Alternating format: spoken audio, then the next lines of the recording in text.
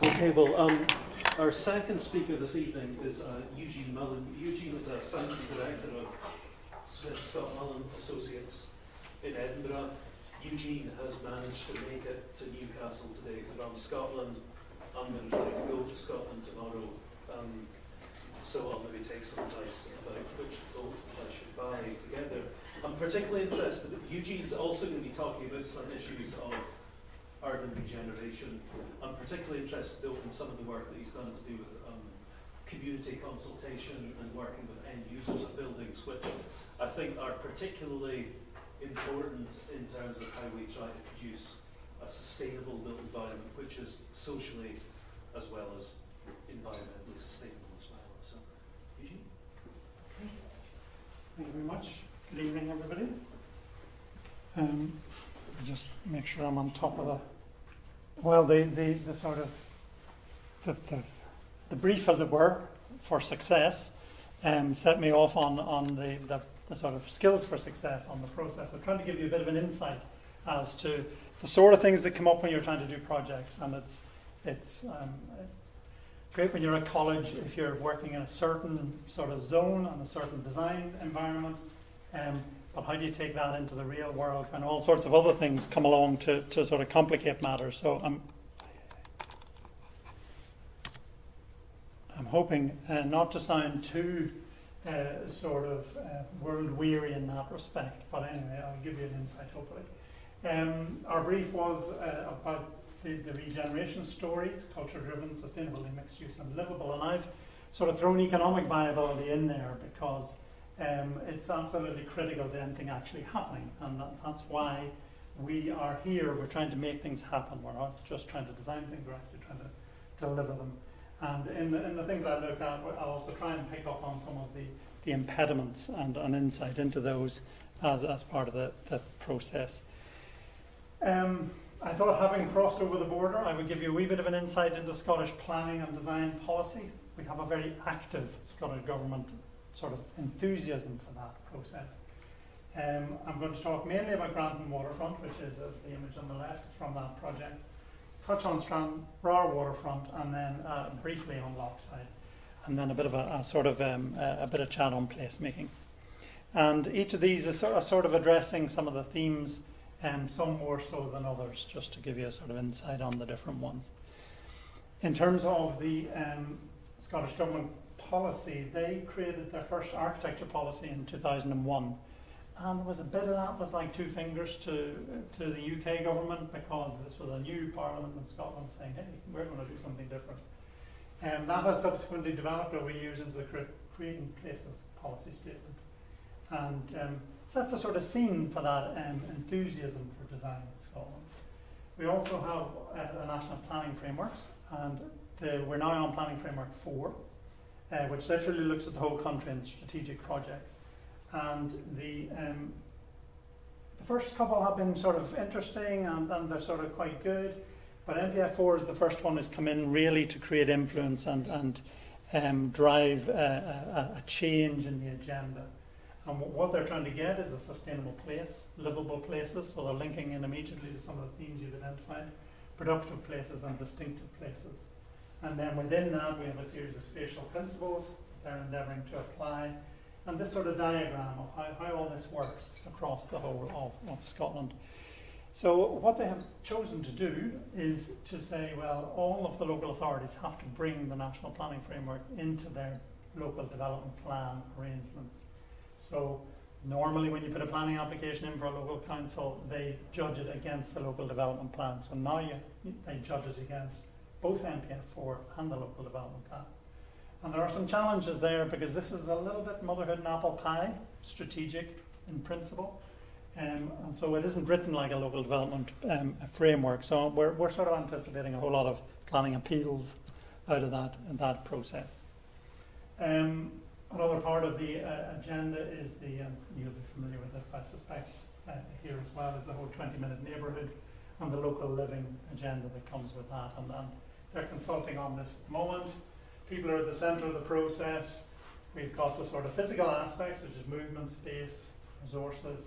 We've also got civic and stewardship aspects, all of which are absolutely critical to creating successful places and the regeneration process. They've also introduced a place tool, and this is about how you have a conversation with the local people. And it's quite a structured tool, and it's been developed to deal with a range from a version for kids to the sort of adult version. And it identifies these main themes, and there's a whole series of questions that guide you through the process working with local communities. It's not something you do lightly. You need people to sit down and really work at it.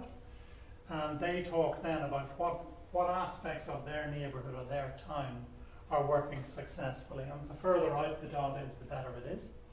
And the closer in, the more problem there is with this. So this becomes a sort of brief for how you might regenerate an area. Which are the bits we need to focus on? It's also something you can do 2-5 years later and say, right, did we make a change? Is it better? Is that how people perceive it to be? And underlying this government agenda for the sort of 6 qualities of successful places, which was designing places, and that was released at the same time as the architecture policy, they sort of sat back and said, oh, that's great, we've decided. All you need to do is make it healthy, pleasant, connected, distinctive, sustainable, adaptable. Nobody took any notice. And they were all like, oh, well, how do we actually deliver successful places? So a number of pieces of work have been done in relation to that and highlights key things. And some of these, again, are linking to the themes you've identified.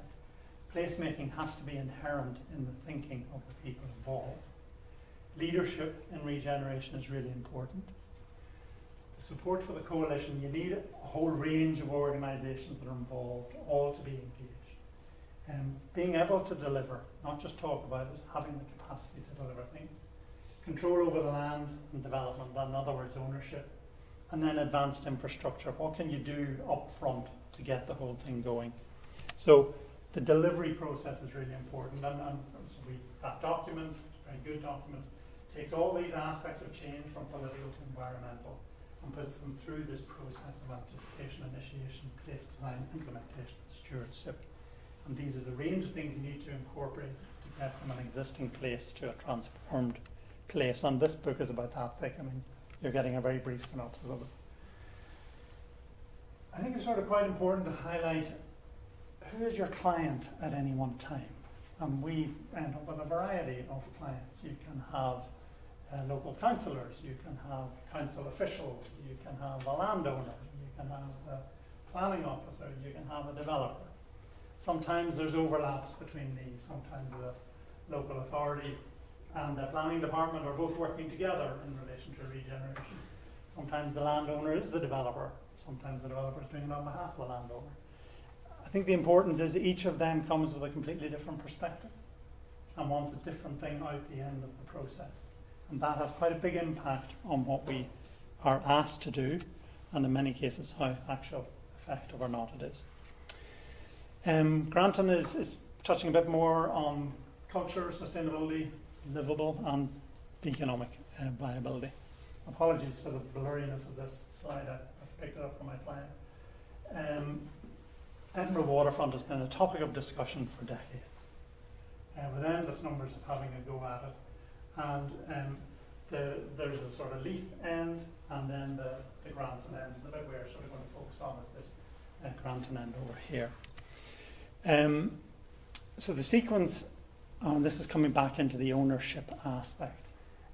The Granton Harbour was owned by Forth Ports. The fourth quarter here was owned by British Gas. There's a little circle of the gas on it. And then North Shore and Central Development Area were owned by a company, a sort of arm's length company called Waterfront Edinburgh, which included Scottish Homes and the Scottish Enterprise and the City Council. So this group of people got together, working with the planners. They employed Llewellyn Davis to do a master plan and to put the whole lot together. And this was going to guide the local development plan. So all of that is sort of fine in principle, but you've got 3 different landowners. And so they were all arguing over everything. There was going to be a supermarket, but they each wanted the supermarket in their bit, because that was going to help the economic equation for them. There was also going to be a tram, but they all wanted the tram to come through their bit. So it was mayhem. God help Llewellyn Davis when they were doing this master plan. It must have been an absolute nightmare. Nonetheless, they got it through the process. You'll note that the gasometer is not there. There is a sort of reference to it, but the original gasometer is not there. So things have moved on a bit in lots of ways from the Llewellyn Davis plan. So of course, as soon as that was done, what did all the owners do? They all did their own master plans. Because, oh, well, we want to do it this way.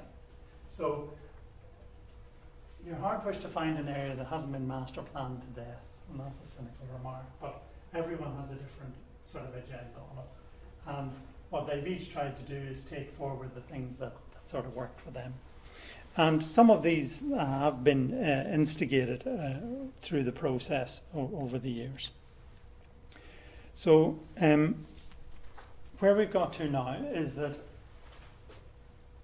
CEC, that's the City of Edinburgh Council, took over Waterfront Edinburgh. They also bought the gas site. So all of a sudden they had ownership of two of the significant sections, and therefore they had control and therefore they had influence. So they put a team together, a dedicated team within the council, and in the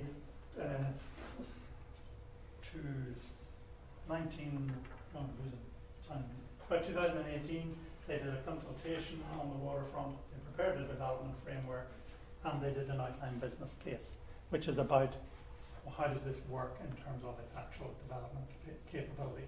And the development framework was identified as the context, or sort of planning context for some of the work that we were going to be doing there. This is an aerial view. That's the original gasometer, still sitting there. And this team are taking forward essentially the whole development framework. They're looking at 4 phases, programmed from 2022 through to 2036, and the delivering of 3,500 homes and neighbourhood facilities. So it's a serious increase in Edinburgh's capability. It is one of the 7 strategic sites in the Edinburgh City Region deal. It's also one of the national projects mentioned in MPF4, so it's carrying quite a bit of weight. And they have been developing already, and they've almost completed 500 units. So we're sort of on go with that. So we are involved because we are working for a developer contractor who tendered to the council to do the regeneration. So as part of the tender process, we did another master plan, because why wouldn't you? Because they wanted their own version of it. And there's that whole economic balance of how do you choose the various people who are going to deliver things, and then the influence that they have once they're through that. And interestingly enough, in this tender process, there was a quality assessment of all our times and our presentations and all that kind of thing. But it was a fairly simple financial ask. They said, tell us how much you'll pay for the land. That was the only financial figure that went into the tender in the end. And that is still going to be the only figure they're going to assess that against in the next, over the course of the next year. So interesting in the process they do that. Where we are at the minute, we're preparing the planning application. We've completed the formal community consultation, so it's only about 1,000 units, and we've only done 4 community consultation events. Not too sure about that myself. We've completed the pre-application meetings with planners. There was about 10 of those meetings.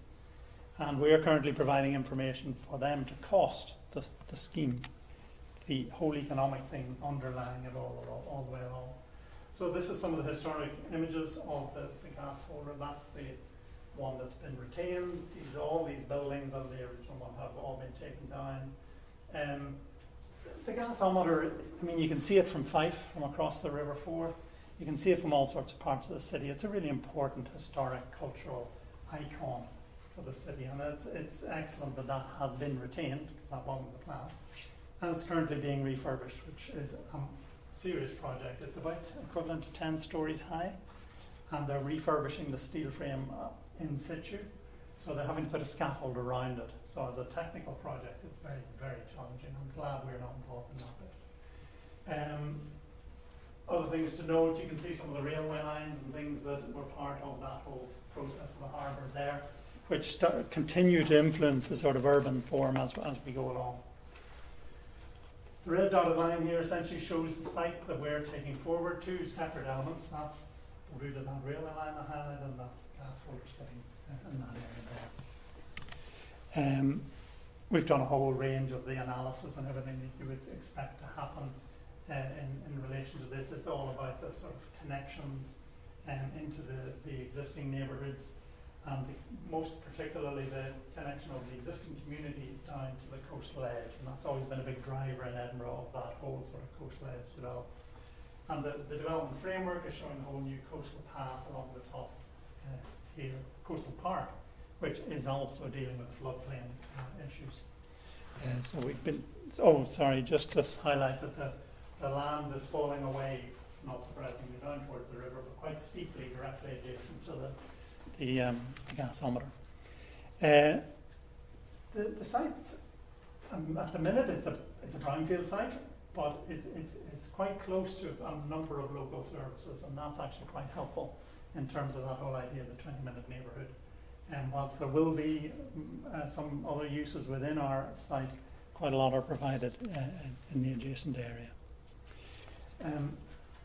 The landscape master plan, we're working with open landscape architects, and the historic assets of the gasometer. There's a house called Caroline House, a historic house that sits here and has its aspect protected, and we also have the wall garden, which was the original Grantham Castle site.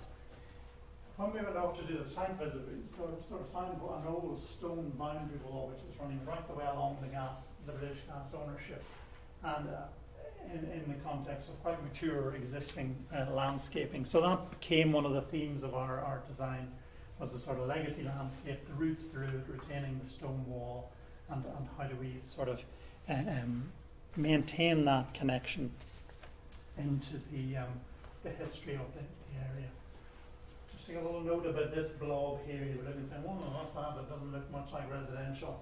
I'll come back to that in a minute. We also have a situation where the National Galleries are doing a new development here and creating a new park. I think it's McCaslin Park which are doing it. We have a proposed tram route. The tram did come to Grantham in the end, and it's going through the area too.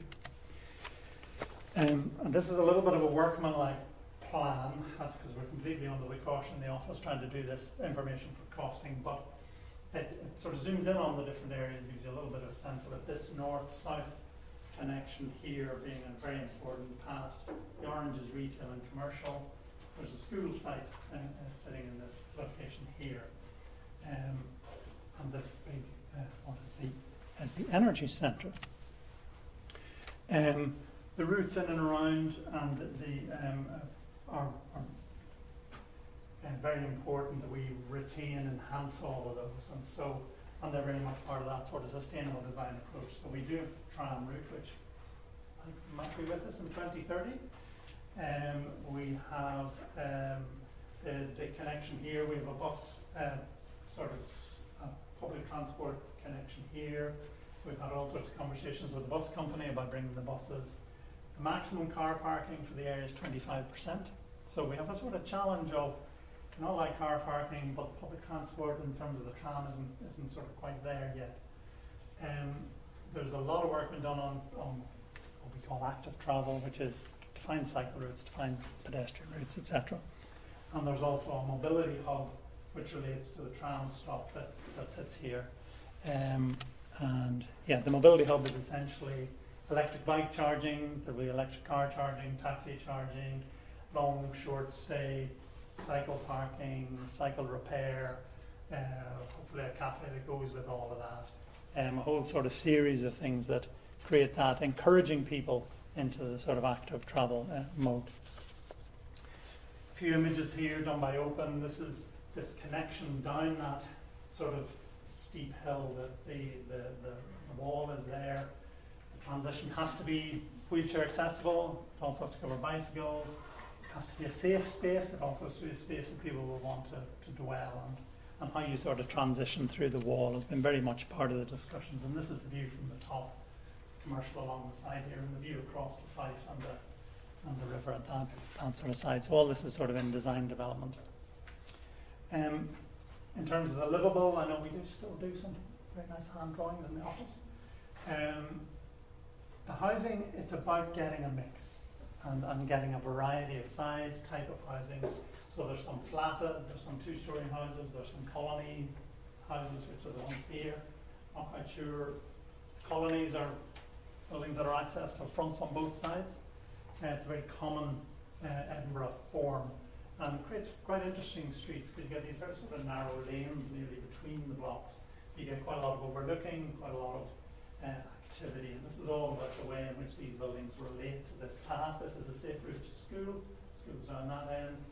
And we've deliberately dropped the height of the buildings in the centre to get the sunlight into the sort of courtyard areas, but the higher 6-story buildings at the end, so you get these sort of dips in the sort of urban form, a variety of urban form. Rather ironically with this project, I was at a meeting recently with the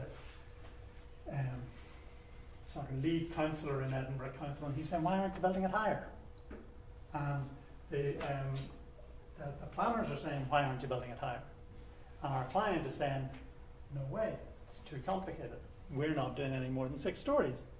The minute you go over that 18 metres, the regulations have changed. You're talking double escape stairs, you're talking issues which have come in relation to Grenfell, a whole range of topics. And so from their point of view, risk-wise and economy-wise, they won't do more than 6, which I think is a real shame actually from an urban design point of view and a sort of form of the place. A lot of the conversations in relation to the project have been about these views and what angles do you see the gas holder, what angles do you see the legacy landscape through that sort of process. One of the there are a range of sustainable aspects to it, but this is probably one of the most notable ones. The Scottish Government is really enthusiastic on heat networks. And as governments do, they wave a wad of cash around and they try and persuade people to sort of engage and to do it. And Edinburgh have decided to go for it here, and they've got a number of feasibility studies done. And that sort of lump of building I was showing you is somewhere about there, that triangle is. And that is the proposed location for the energy centre. And the council have negotiated with some of they have a number of buildings, schools, leisure centres that they're going to connect to the energy centre, the local college, the museums and galleries. Everyone is all sort of lined up to join in, and in order to create a network that has a financial viability, economic viability. So we seem to have a theme of the 2 lectures, which is sewers. So when they did the feasibility study, where are you going to get the heat from? Well, the heat is coming from the sewer. It's a sewer source heat network. And it must be a very big sewer, that's all I can say. But it means there's no negotiation as to where the energy centre goes. It has to go above the sewer, which is sort of fine in principle. Then the trouble with an energy centre is it needs the mother of all electric substations to go with it, so it's sort of primary substation. And there's a whole business model set up in relation to this. And then we have the government passed a bill just before last Christmas about creating a Scottish passive house standard. And of course, passive house is about reducing the amount of energy you use. And we were sort of, are we going to be asked to do passive house on all the housing? And then somebody else said, well, if you do passive house on all the housing, the energy, you need less energy, so the business plan, the energy and the heat network doesn't work. So it's one of these sort of classic things. Both have been put forward by the Scottish Government, but together they don't particularly work. And on the economy of this, they have just gone out to tender and they now have a preferred bidder. And this organisation is expected to design the energy heat network, design the energy centre, design and provide all the network pipes, to provide the electricity and to bill all the customers for however, 30, 40 years. So it's a hell of a contract. Council doesn't want to do it because they're risk averse. They put it out to the private sector in order to do it. So we're designing these 900 houses in and around the idea there's going to be a heat network there that is going to provide the heat to those houses. So it's fiendishly complicated in the practicalities of it and what substations you need. And of course the other thing we're endeavouring to do is get an energy centre that looks nice because it's in the middle of a residential area. fact it's adjacent to the galleries, and they've talked about that as a sort of culture route. We're sort of hoping we can get away with this sort of more artistic approach. But Scottish Power Energy Networks, they just want to build a standard substation. They're not going to pay for any of this type of artistic art result. So that has anyone's guess as to whether that's how that's going to happen. Right. What to do with the water? Oh well, it doesn't matter. To a different waterfront. Stranraer waterfront is on the west coast of Scotland, and it is probably most famous for being the connection point to the ferry to Northern Ireland. This is an image of the waterfront. Very busy. Oh, thank you. Very, very busy when the ferries were there. And as that tends to happen when you have ferries and lots of cars, and the sort of car parking has taken over the whole of the waterfront edge. People in Stranraer are delighted that the Stena Line have decided to move their ferry port somewhere else. Stena, another economic element. They moved their ferries, the port, out closer to the main sea, so they didn't have to travel so far, so that the boats can go faster, because the further in you go, you have to slow down. They did the same thing in Belfast. So it was all about economic viability for the ferries. People of Stranraer were delighted that they were going, and everyone's thinking, that's funny, because they're the only employer in this town, practically. And what the hell are you going to do with all this space in an economic circumstances where, I mean, Stranraer is really toiling in that respect. So it is it has some lovely bits to it. It has a very historic sort of market town in the centre and some nice buildings. It has a very nice sort of element of say, facing out to the sea. It has these sort of interesting connections down to the water. And one of the first things they did was put these new pontoons in order to encourage sailing. You can see the car parking. It does have a train and a railway station. And this is the little harbour master's office up the top here. So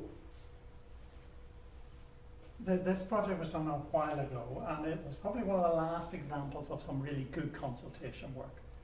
And I'm afraid the cynic in me says that there was extremely good practice in consultation, stakeholder community consultation.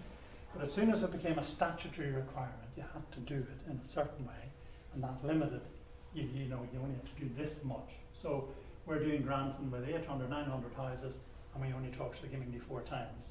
So that doesn't seem to me to be a very good situation. But that's the reality. That's what our client said. We're going to talk to them. That's all we have to do. So good consultation is a sort of dying art, I'm afraid.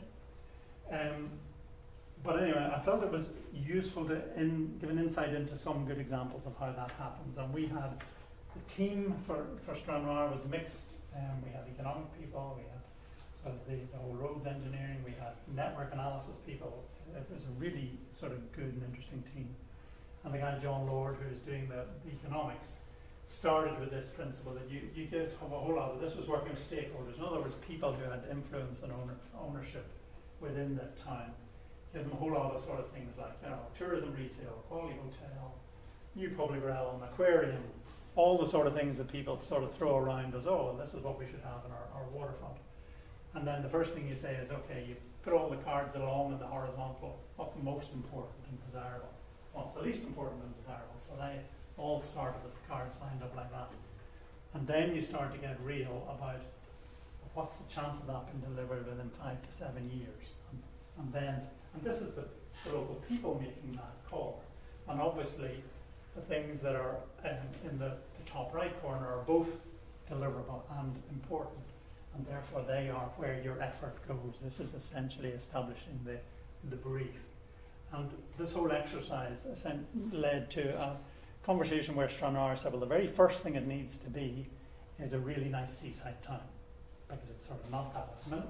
The next thing it needed to be was a sort of marine leisure hub with the boats, and the next thing it needed to be was a tourism hub for the whole of west of Scotland.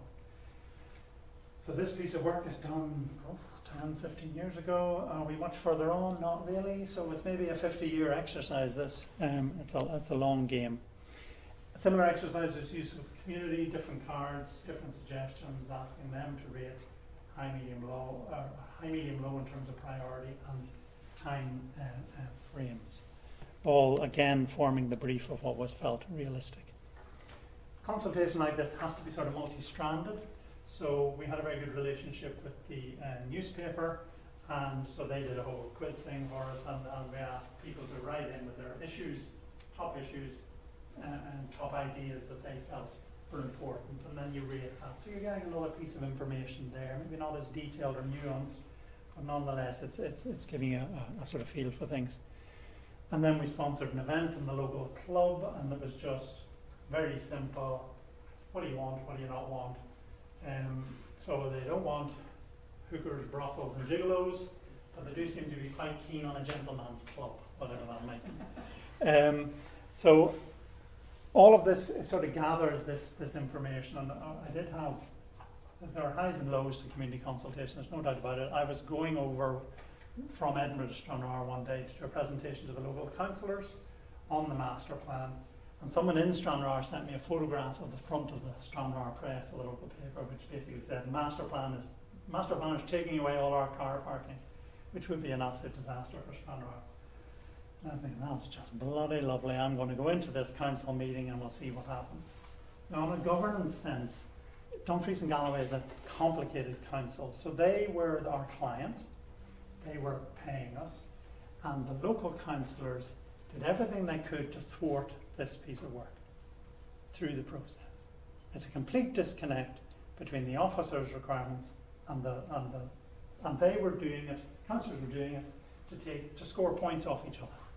So the whole thing was sort of pathetic, really, in terms of. Anyway, I land into Stranraer to the council meeting. The room is absolutely mobbed. There's kids hanging from the lampshades practically, and thinking, Jesus, well, you know, surely the car parking isn't this big an issue. And it turns out that there was also an item on the agenda about the local graveyard and something they were going to do there, which was why everybody was there. So they had a right old argy-bargy about that. Everyone left the room, and I gave my presentation to about 10 people. Much relieved, because I thought I was going to get eaten alive. But that's the joys of consultation for you. As part of this project, we had a guy, Drew Mackey, who's done some magnificent work on design guides and also on network mapping. And I think it's from some of the information you showed earlier, there's that whole idea of network mapping in an area is really, really powerful. So this is a simple example. We used it in a number of different ways. But it was an organisation perception sheet. So everybody met, handed them the sheet, and he said, put the name of any organisation that you overlap with or do any work with in Stranraer. And then we want you to tell us about their management, financial, technical, political and community sort of qualities. And what are their skills and what are their resources in relation to that. So we just loads and loads of times, got loads of information in, you put it all into this computer program that produces a network map. So the map shows the bigger the circle, the more connected a person is, the darker the circle that relates the skills and resources.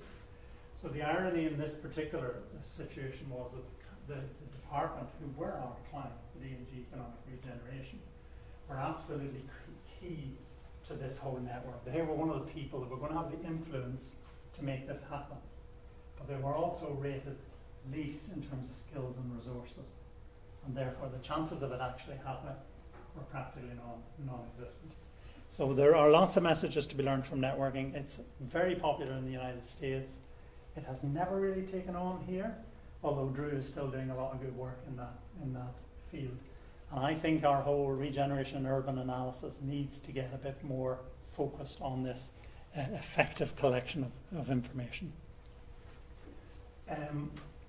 This was the master plan in its form. The sort of historic centre is here.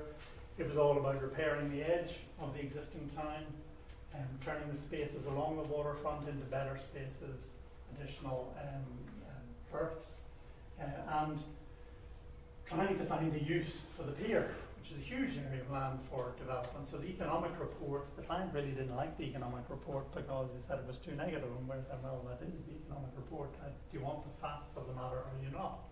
And sometimes it doesn't suit And there was talk about cruise ships and everything that would go with that, and a series of buildings that would help assist with this. So that building has been built. The little harbour master's office I pointed out is sort of sitting there. The idea was to move the railway station down so it became more linked to the town, local access, and also to put the supermarket there.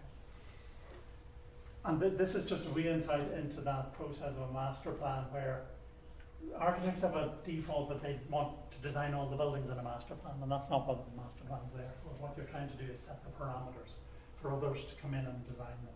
Set the sort of rules about the width of streets, where the main connections are, where are the main pieces of public space, how will this fulfill the broader context for the area, and there's a whole sort of design guide element that went into that. As it turns out, we've got a couple of projects from this. We did an extension to the Harbour Master's office and a refurbishment of that. We're currently refurbishing the museum, one of the listed buildings in the area. And we also did the refurbishment of that sort of central square, the Castle St John, and another example of collaboration with artists. There was 3 different artists involved in the whole sort of bubble diagram. Here was part of that. We have this huge big bench. We tell everyone it's the longest one-off bench in Europe. No idea whether that's true or not, but we like the story. And various artifacts, historic artifacts, were retained and presented again. And the artists, one particular one, picked up on a local poem by a lady called Mary Smith. Oceans turned inside out, upside down. Ocean's floor rose into the light. Seabed became mountain peak, where peregrines fly and ravens cry. That was part of the sort of inspiration for some of the pieces of the walls, the materials, the sort of layering of materials, but it was also the poems etched on the top of the wall. And that whole sort of cultural connection to it is very, very powerful. And these are some photographs of people in this space, having a bite to eat, playing on one of the art pieces, having a chat, pushing a buggy, out in a wheelchair, sitting on the wall. That's a good place, because people are using it. They're choosing to use it. And that's a really good example.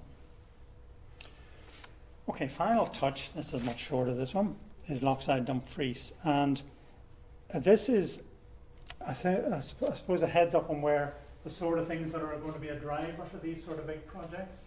It's an area of about 1,000 houses north of Dumfries. Dumfries is in the south of Scotland. There's a new community campus here. It's either owned by Dumfries and Galloway Council or owned by Weekly Group, which is one of the biggest housing associations in Scotland, and they're jointly our client for the project. And it's how do you take an existing area with all this housing and sort of turn it around? It's okay, it's not great, but it's not disastrous. And so we're working on a planning application at the minute. There's been a variety of community consultation as sort of part of that process. And one of the sort of themes that sort of links to this, we're doing some work with a company called Leewood in Germany that does CLT, cross-laminated timber, off-site modular buildings. And we've been working with them on this whole sort of how do you take that sort of sustainable, CLTs are really sustainable, lots of embodied carbon in it, so it's a good start for your embodied carbon conversation in the new building. We use modular, we use a field factory that moves around, so you get local labour as part of the process. And interestingly with the CLT, come back to that. The whole sort of Leewood thing is this sort of cradle-to-cradle sequence in terms of the forest component production, just in time, field factory, short distance to the site, modules, take it all down again, put it back into the system in the innovation lab. So there's a long-term reuse sort of scenario there. And some of the projects they've been doing in Germany, and this is similar pressures coming on here, is about the densification of our cities. So they're taking these 4-story, this is a very typical German social housing, possibly army housing, but they take the roof off and put 2 more floors on. And CLT is a very good material because it spreads its load very widely, and it's also very light, so you can do that through densifying You're making use of the existing infrastructure. You can also, in a lot of these spaces, put new buildings in and around what's there already.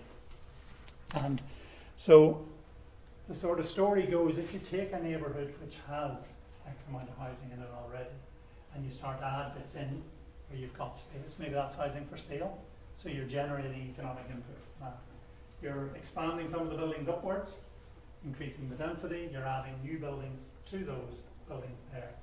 And one of the things we're investigating at the minute is, can you get a sort of model there that, and as part of all of this, obviously you retrofit all the existing buildings that you retain. Can you get a model in there that creates a comprehensive, sustainable solution for a neighbourhood, whether it's CLT and leave it or not? There's I suppose the essence of this is that our regeneration schemes are going to start to be driven by the sort of embodied carbon conversation. And you don't knock things down anymore unless you've got a very good reason to knock them down. Placemaking. What is it about sunbathing, particularly sunbathing in Scotland? You have to be sort of careful where you choose to do it. You know, we're sort of quite human people, really. And so when you sunbathe anywhere, you have to feel comfortable, you have to feel secure. And what is it about your environment that makes you feel that way? This to me points exactly at what placemaking is, and as we as designers sort of need to think about that. Think about the people that we're designing for, whatever age, stage they're at, whatever time of the day, whatever time of the year. We want to create environments that these people will feel comfortable living their life or doing the things we want them to do.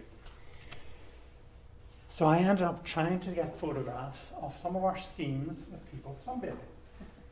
You need to be a wee bit careful on that front, but this is this housing project we did in Edinburgh, which has a magnificent sort of south-facing courtyard, all enclosed, and people are out using the balcony, trying their clothes, really active use of this balcony. I couldn't believe it today. I was there, this guy's there, getting the sun. And this is another one we did up in Stirling, which is overlooking the castle, and all the buildings were orientated south, the balconies were all orientated south. You're creating that enclosure. In a Scottish context, you sort of need a balcony that's enclosed on at least 8 sides because of wind and all that sort of thing. So it just is an important way to look at a space and say, how will this be used? How do we design it so people will choose to use it in the right way? They're not going to say, I fancy using this active travel route, or the National Planning Framework says this, that, or the other. They're going to say, I fancy cycling to work because it's quicker, because it's easier, and I feel healthier after doing that. And this is the way we sort of feed that in. In my most optimistic moments, I consider urban designers to be a bit like the conductor of an orchestra, where you've got all these different players, and you're bringing them all together, and you're creating the most magnificent piece of music. Probably the reality of that is you're a conductor with one hand up your back, because some of the players aren't that good. Some of them are wanting to play a completely different tune to the one you're playing. But the bottom line is, when we do get it right and make a difference, it's great. It creates a great buzz. Thank you.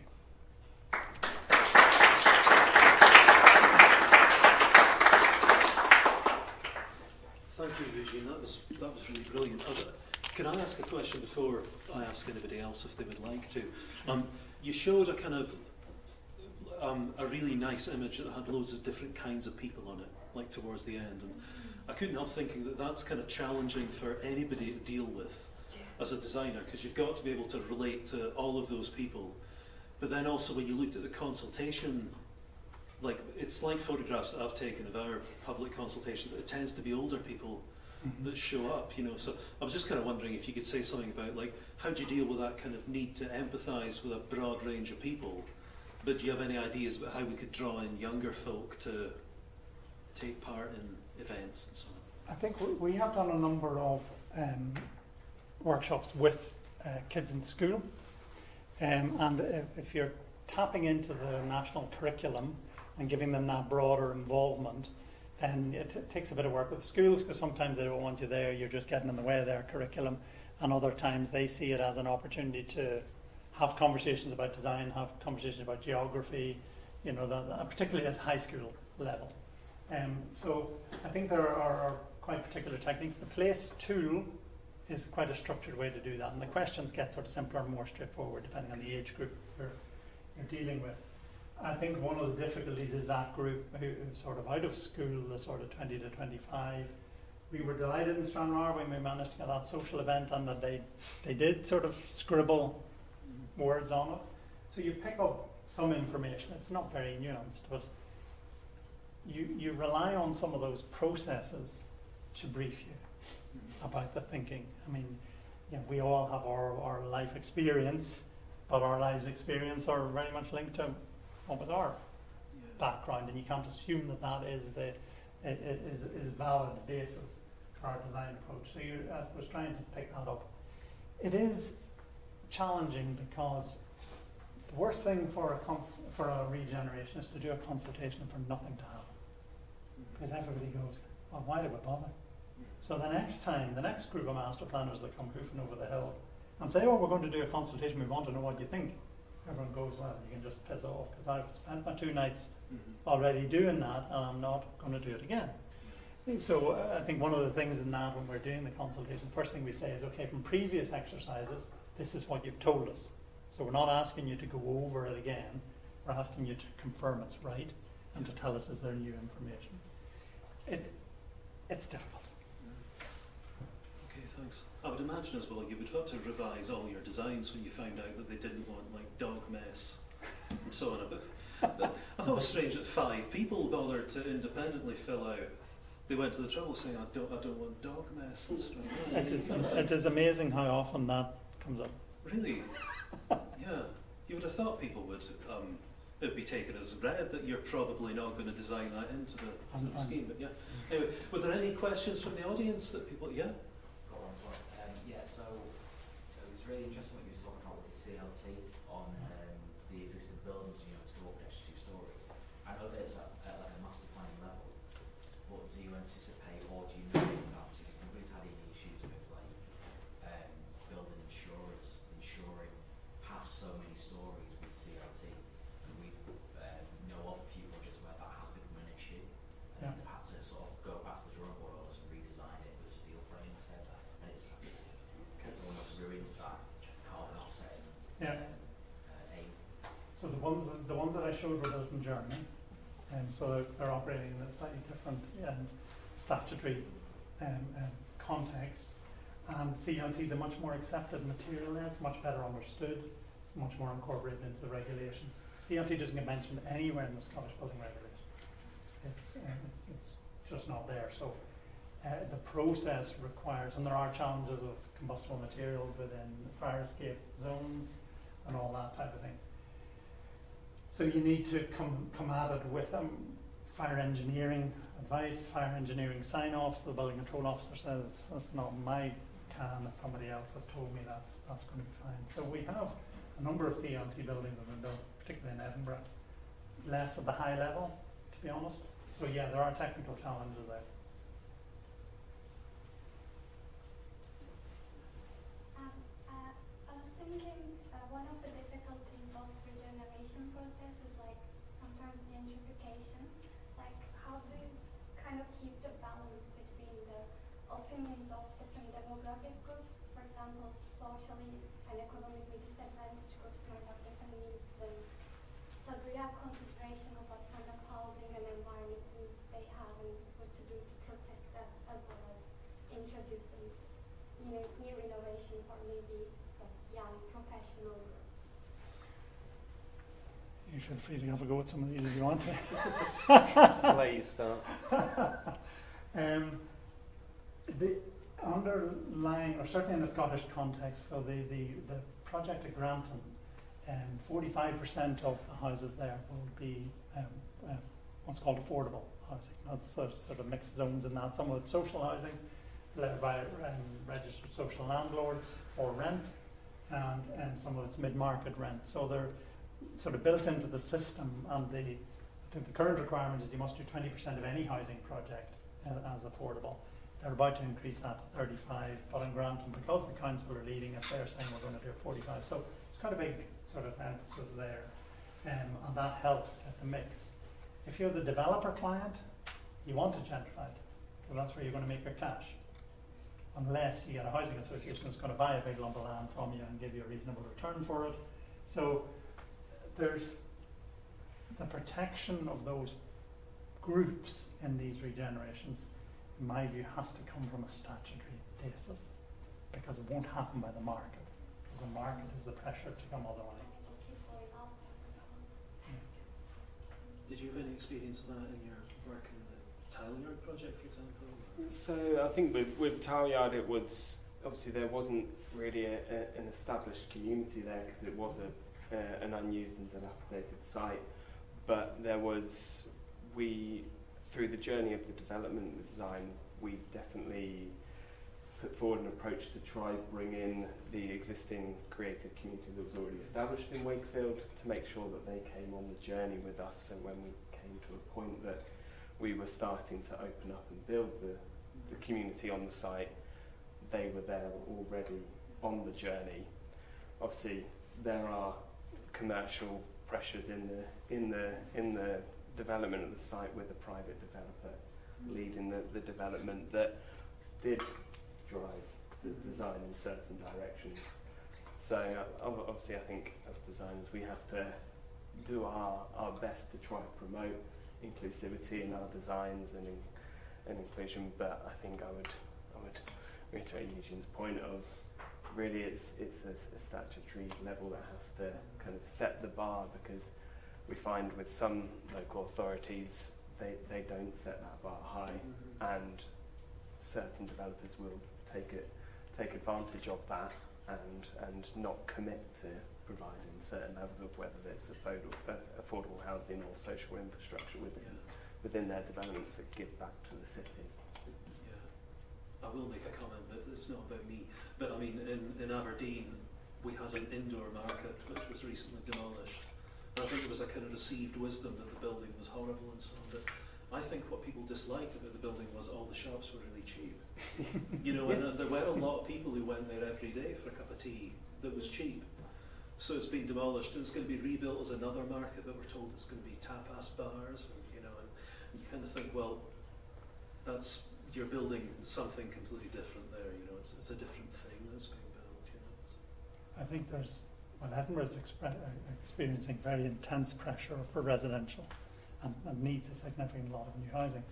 So all the light industrial units, which are sort of quite greedy in terms of their land take, their low employment, they're coming under significant pressure to be bought by developers to convert them to residential, because that's a very effective development sort of package for them. But one of the big issues for the city is, well, how can we have a situation when we have none of these?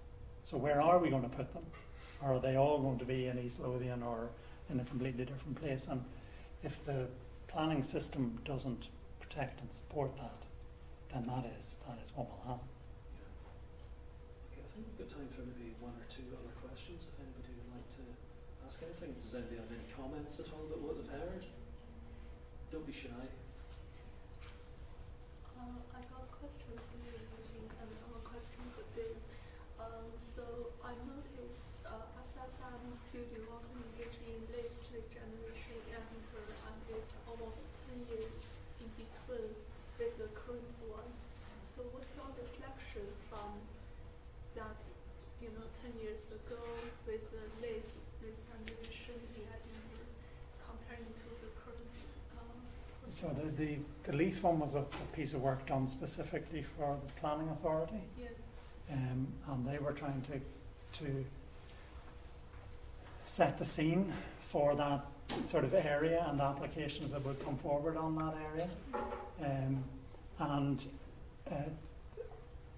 There is evidence that that has sort of fed into their sort of local development plan.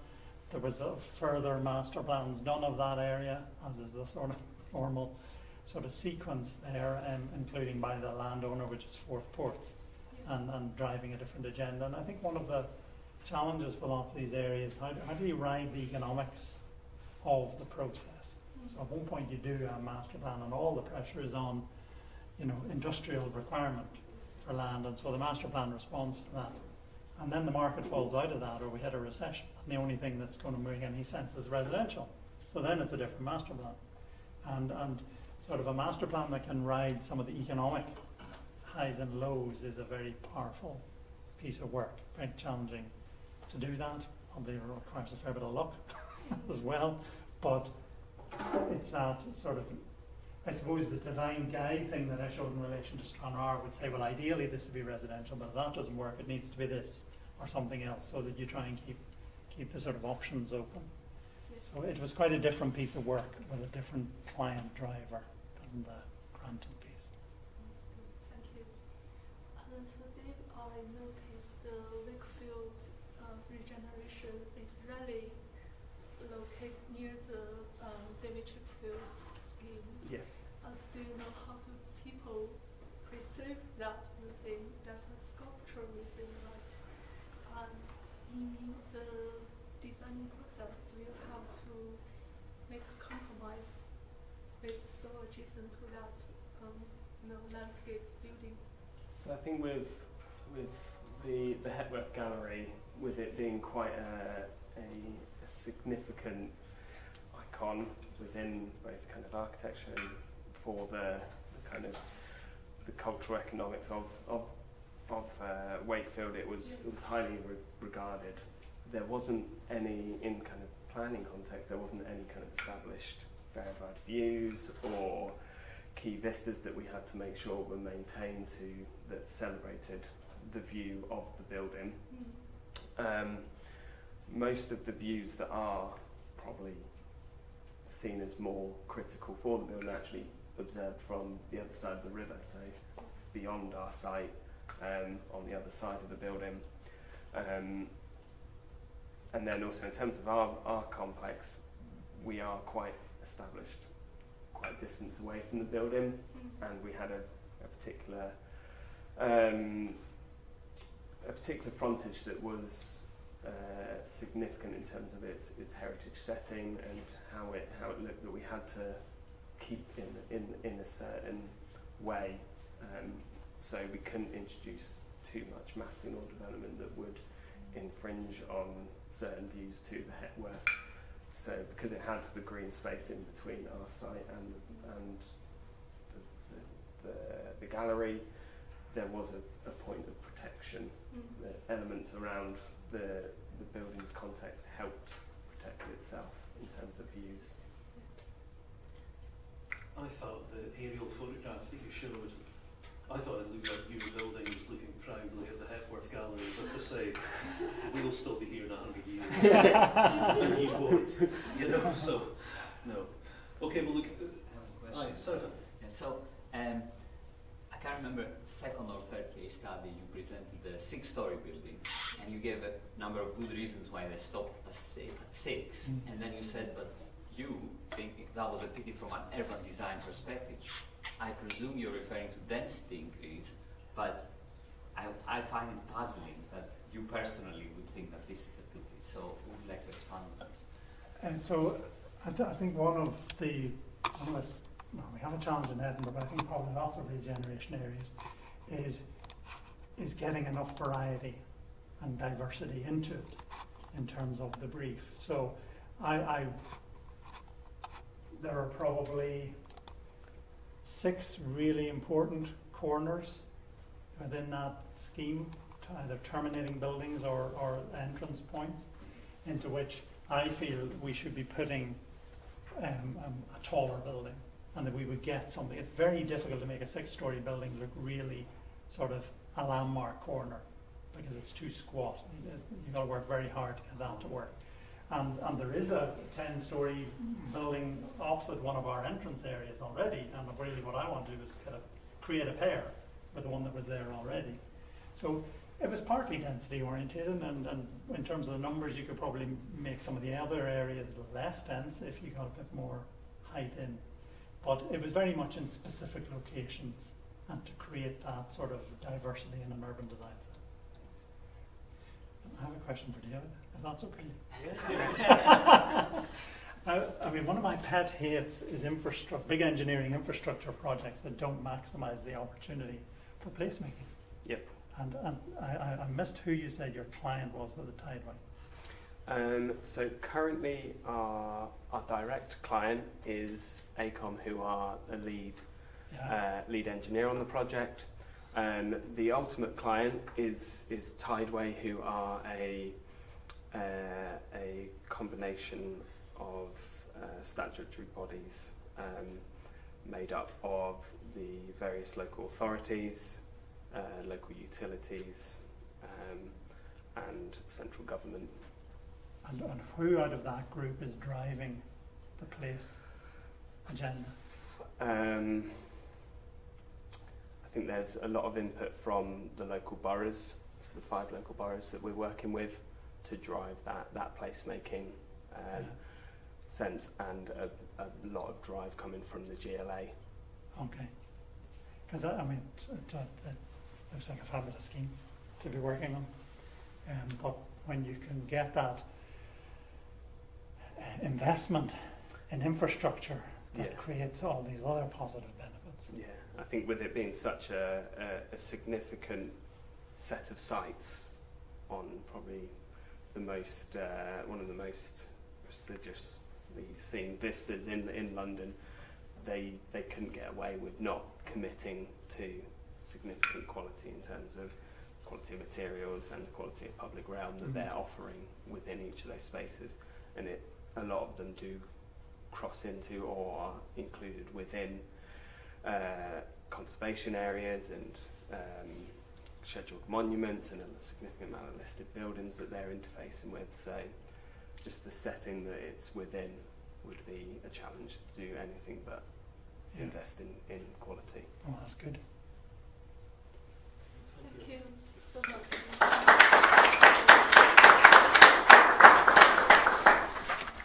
So to just quickly run through, we do have lots of events by RIBA and by YAPF recently. So we do have a networking event on 24th of October, and so I think Alina's on the back. She will be participate on this session, and you will meet lots of new architects in the region. And Richard, do you want to share the information of DT's lecture? Yeah, I think we've got a QR code there. I mean, we have a visitor coming to the university next week from Aarhus in Denmark. She now works for a company called NIRAS, and she's been doing research about sustainable mobility. So it would be a nice evening for you, and I'm sure you'll learn something as well. And I think she comes from a background as well where, until recently, she was teaching at Aalborg University in the north of Denmark as well. So it's a free event, 5 o'clock on Tuesday of next week in the library of this university. So everybody's more than welcome. If you go into Eventbrite, it may say the tickets are sold out, but they haven't. Yeah. It's just it's a quirk. They only let us have 25. So if you want to come, please do come. And we got RIBA Northeast Autumn social events as the old courtyard. And please talk to Ruben on the back if you need tickets. And I think lastly, we do have a site visit. It's a site under construction, which is a pilgrim quarter, which is very, very central. But for this event, you do need to bring your PPE. We probably have very limited shoe size choice on site, so do bring your PPE for this event. Ran and Phil, do you want to add anything? I think you've got it all. Yeah, okay. And thank you again, thank you Ruben and YPF team, and thank you all for attending this lecture tonight. Cheers.